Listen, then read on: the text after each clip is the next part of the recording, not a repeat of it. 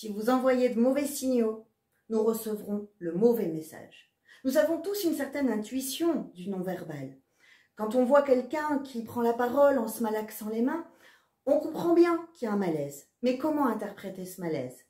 On peut penser que c'est juste qu'il a le trac parce que il n'est pas habitué à prendre la parole en public. Ou bien, on ne sait pas, peut-être il vient d'apprendre une mauvaise nouvelle juste avant son intervention. Peut-être n'a-t-il pas assez préparé son sujet, donc il n'est pas bien sûr de lui. Ou peut-être au contraire, a-t-il seulement peur de ne pas paraître suffisamment professionnel parce qu'il n'est pas habitué à prendre la parole devant un public ou une caméra, alors qu'en fait il est un expert dans son domaine.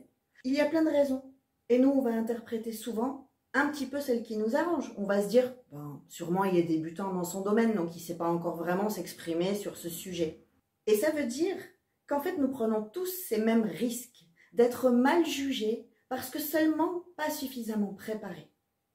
La prise de parole est quelque chose qui se prépare, pas seulement pour gérer sa gestuelle, mais pour sa voix, pour la rythmique, les intonations, garder l'attention du public, être impactant. Il y a tellement de choses que c'est pas dans cette courte vidéo que je vous apprendrai tout ça. En revanche, vous pouvez déjà aller visiter mon site révèletavoix.com pour avoir beaucoup plus d'infos. On se retrouve demain.